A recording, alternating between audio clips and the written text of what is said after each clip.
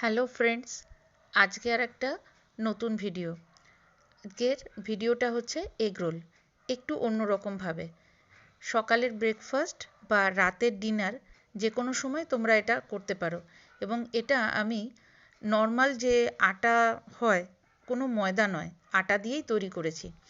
আটার ভিতরে একটুখানি জোয়ান হাতে ভালো করে ক্র্যাশ করে দিয়ে দিয়েছি, একটু তেল আর একটু লবণ দিয়ে ময়াম দিয়ে আটাটাকে মেখে নিয়েছি। এবার যেহেতু শীতকাল, শীতের সবজি, পেঁয়াজ আর কাঁচা লঙ্কা তো কুচিয়েছি, তার সাথে একটু টমেটো, একটু বরবটি কুচিয়ে নিয়েছি একেবারে মিহি করে, আর সাথে একটু পালং শাকও একদম মিহি করে কুচিয়ে নিয়েছি। এবার এই যে ভেজিটেবলসগুলো আছে ভালো করে জল দিয়ে ধুয়ে আমরা প্রিপেয়ার করে রেখেছি। আর যে আটাটা মেখে রেখেছিলাম, এবার আটাটা দিয়ে একটু বড় মাপের একটা রুটি বেলে নেব এবং নর্মাল রুটির মতনই তাওয়াতে প্রথমে আমরা 80% অবধি কুক করে নেব।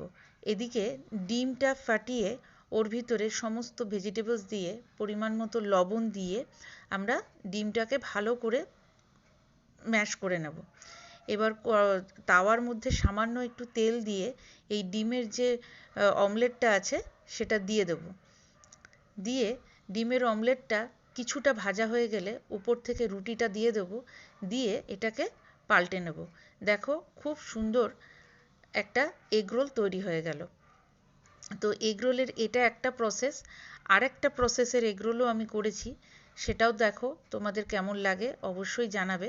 এটার জন্য রুটিটা বেলে সামান্য একটু তেল দিয়ে এপিট ওপিট করে প্রথমে কিছুটা ভেজে নেব।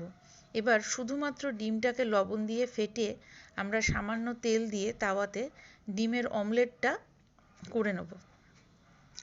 এই অমলেটটার উপরে যে পরোটাটা ভেজে রেখেছিলাম, সেই পরোটাটা ভেজে এই অমলেটটার উপরে দিয়ে দেবো। এবার এই কাঁচা যে সবজিগুলো ছিল, পেঁয়াজ, কাঁচা লঙ্কা, একটু বরবটি, টমেটো প্লাস সাথে পালং শাক, এটা কাঁচা অবস্থাতেই এর মধ্যে দিয়ে একটু সামান্য টমেটো সস দিয়ে এটাকে এগরোলের মতো রোল করে নেব। অবশ্যই কেমন লাগলো জানাবে।